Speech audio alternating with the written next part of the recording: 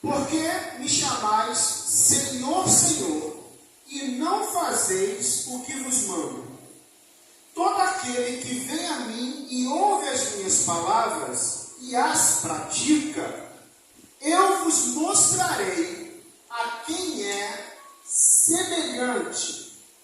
É semelhante ao homem que, edificando uma casa, cavou, abriu profunda vala. Repita comigo. Cavou, abriu profunda vala. E lançou o alicerce sobre a rocha.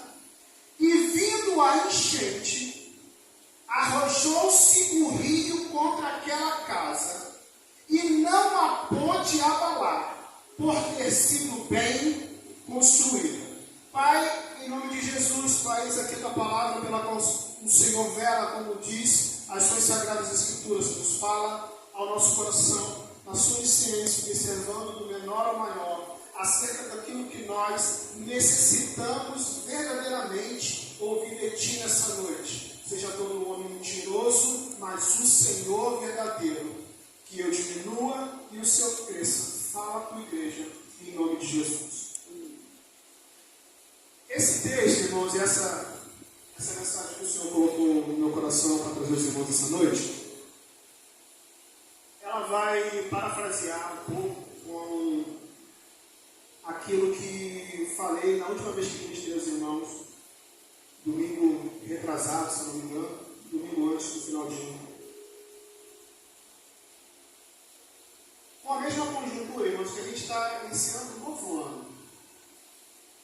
E toda vez que a gente termina o ano, começa outro, a gente fala que é um novo ciclo. Geralmente, o que a gente faz? Não, eu vou fazer dieta, eu vou para a academia, eu vou emagrecer, eu vou estudar. A gente coloca metas, a gente coloca pontos de partida com metas de alcance para que, ao longo de um novo ano, de um novo ciclo, a gente se despende a desenvolver tudo aquilo que a gente planejou, tudo aquilo que a gente calculou, metrificou, para que a gente pudesse exercer o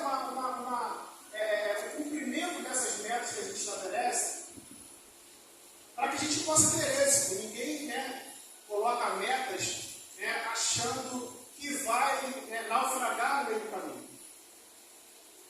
E assim como eu falei sobre a questão do chamado naquela outra meditação, hoje eu quero, através do Espírito Santo, logicamente, levar os irmãos por essa inclinação. Porque às vezes, irmão, a gente ao traçar algumas metas, e aí eu já trago para o nosso lado cristão, espiritual, bíblico, meio de oração, meio de privações em prol de estar mais próximo do Senhor.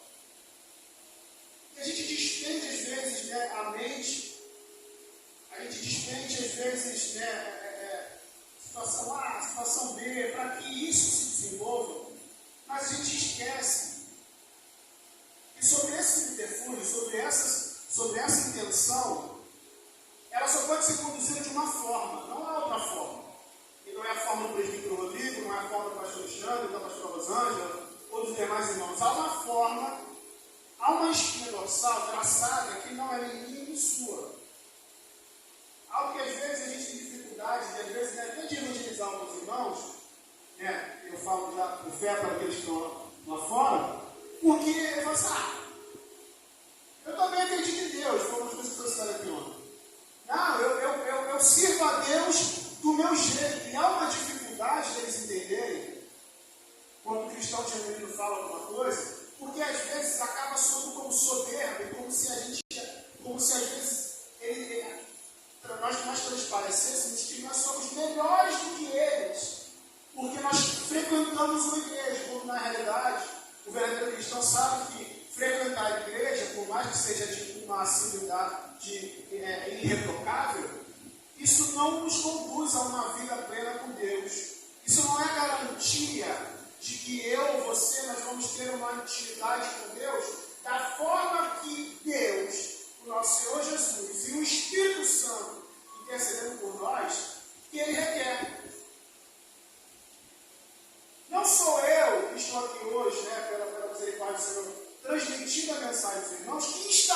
estabeleci uma métrica, um nível, para que a igreja adotasse, para que isso demonstrasse para Deus que ele procurava ter uma intimidade com o Senhor, um relacionamento com ele, para que as minhas práticas colocadas como metas, elas fossem exercidas, elas fossem estabelecidas e cumpridas da forma que não que eu quero, mas sim da forma que o Senhor quer. E o que muita gente não percebe, que não é, eu honro a Deus, eu adoro a Deus, eu sirvo a Deus do meu jeito, eu não vou na igreja, mas eu sirvo a Deus, eu falto os cultos, mas eu sirvo a Deus, eu vou todos os cultos, mas eu sirvo a Deus. Não é isso. O que eu e você precisamos entender é aquilo que o Senhor Jesus falou para a mulher samaritana no poço.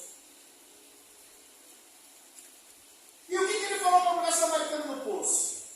É que haveria um tempo que nem mais no monte, nem mais no templo, os adoradores adorariam.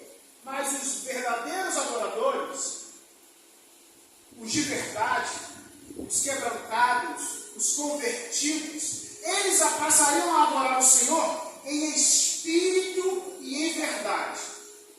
Aí o presbítero está falando que se eu adoro, eu não preciso adorar nem no monte nem no templo. Se eu preciso, o que eu preciso realmente adorar é em espírito e em verdade, eu não preciso orar, eu não preciso mais ir à